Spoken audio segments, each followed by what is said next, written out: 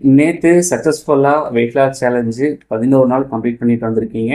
இன்னைக்கு டே 12.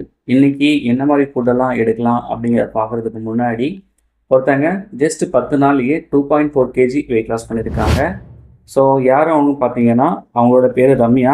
டே 1ல் 67.9 கேஜி இருந்திருக்காங்க. டே 10ல் 65.50 கேஜி வந்திருக்காங்க. கிட்டத்தட்ட 2.4 கேஜி வெயிட் லாஸ் பண்ணியிருக்காங்க.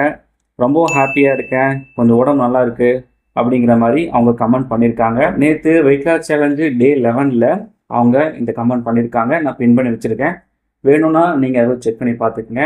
ஸோ அவங்க வெயிட் லாஸ் பண்ணிட்டாங்க, அதனால் நானும் வெயிட் செக் பண்ணி பார்க்குறேன் அப்படிங்கிறத தப்பு மட்டும் பண்ணிடாதீங்க. ஸோ நான் எப்போ வெயிட் செக் பண்ண சொல்கிறேனோ அப்போ மட்டும் நீங்கள் வெயிட் செக் பண்ணால் போதும். வெயிட் செக் பண்ணுறதுக்கு முன்னாடி நம்ம என்ன மாதிரி ப்ரொசீஜர்லாம் ஃபாலோ பண்ணணும் அப்படிங்கிறத நான் டீட்டெயிலாக டே 14 அன்றைக்கி நான் தெளிவாக சொல்லுவேன். அப்போ நீங்கள் வெயிட் செக் பண்ணால் மட்டும் போதும். அது வரைக்கும் யாரும் வெயிட் செக் பண்ண வேண்டாம், பொறுமையாக இருங்க, எல்லாருக்குமே வெயிட் லாஸ் ஆகும். ஸோ இன்றைக்கி வெயிட் லாஸ் சேலஞ்சு டே 12ல் என்ன மாதிரி ஃபுட்டெல்லாம் எடுக்கலாம் அப்படிங்கிறத உங்களுக்கு டீட்டெயிலாக சொல்கிறேன், நோட் பண்ணி வச்சுக்கோங்க.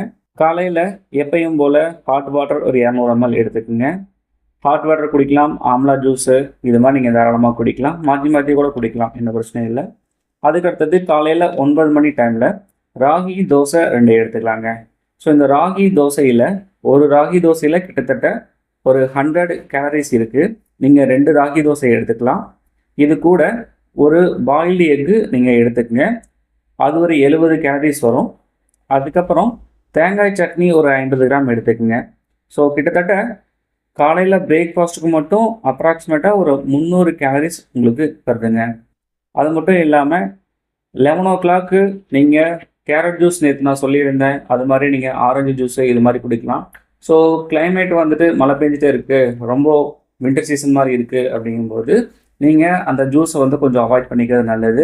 இல்லை அப்படின்னா நீங்கள் வெள்ளரிக்காய் சாப்பிடலாம், ஆப்பிள், ஆரஞ்சு, மாதுளம்பழம், கிவி பழம் அது எல்லாத்தையுமே நீங்கள் தாராளமாக சாப்பிட்லாம். ஒரு சிலர் கேட்டிருந்தீங்க பேரிச்சம்பழம் சாப்பிட்லாமா, சப்போட்டா பழம் சாப்பிட்லாமா அப்படின்னு.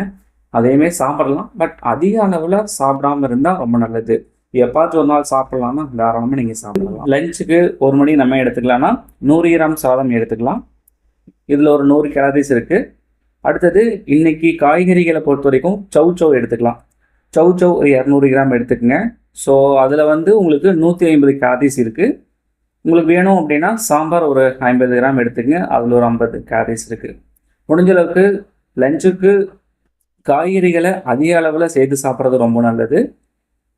மதிய லஞ்சுக்கு மட்டுமே பார்த்தீங்கன்னா கிட்டத்தட்ட உங்களுக்கு 300 கேலரிஸ் வருது. ஈவினிங் 4 o'clock வந்து மல்லி டீ, இஞ்சி tea, vegetable soup, chicken soup இது மாதிரி நீங்கள் என்ன வேணாலும் எடுத்துக்கலாம், எல்லாம் உங்களோட இருக்கும். ஒரு சிலர் ஹாட் வாட்டரில் ஹனி மிக்ஸ் பண்ணி குடிக்கலாமா, வெயிட் லாஸ் ரொம்ப ஹெல்ப் பண்ணுமே அப்படின்னு சொல்கிறாங்க.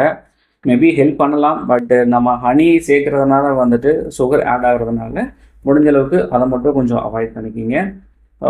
நீங்கள் லெமன் டீ குடிக்கலாம், பிளாக் காஃபி, பிளாக் டீ குடிக்கலாம். பால் முடிஞ்ச அளவுக்கு அவாய்ட் பண்ணுறது ரொம்ப நல்லது தான். உங்களுக்கு ஹேபிட்டாக இருக்குது, குடித்தாதான் கொஞ்சம் சுறுசுறுப்பாக இருக்கும் அப்படின்னா நீங்கள் சேர்த்துக்குங்க, ஒன்றும் பிரச்சனை இல்லை. அதுக்கடுத்தது 7 மணிக்கு டைமில் என்ன மாதிரி ஃபுட் எடுக்கலாம்னா, ராகி தோசை காலையில் நாங்கள் சாப்பிட்டோம். நைட்டு ராகி அடை மாதிரி சாப்பிட்டுக்கலாம். ராகி அடை, ராகி ரொட்டி. நேற்று வந்து நான் என்ன சொல்லியிருந்தேன், கோதுமை அடை அது மாதிரி நான் சொல்லியிருந்தேன்ல. ஸோ அதே மாதிரி தான் இன்றைக்கி ராகி ரொட்டி, ராகி அடை அது மாதிரி. ஸோ 1 பத்தலை அப்படிங்கும்போது நீங்கள் 2 கூட எடுத்துக்கலாம். ஸோ அதிகபட்சம் 200 கேலரிஸ் உங்களுக்கு வரும். அது கூட ஆம்லெட் எடுத்துக்கலாம். ஒரு முழு முட்டையாக எடுக்கும்போது உங்களுக்கு 70 கேலரிஸ் வரும்.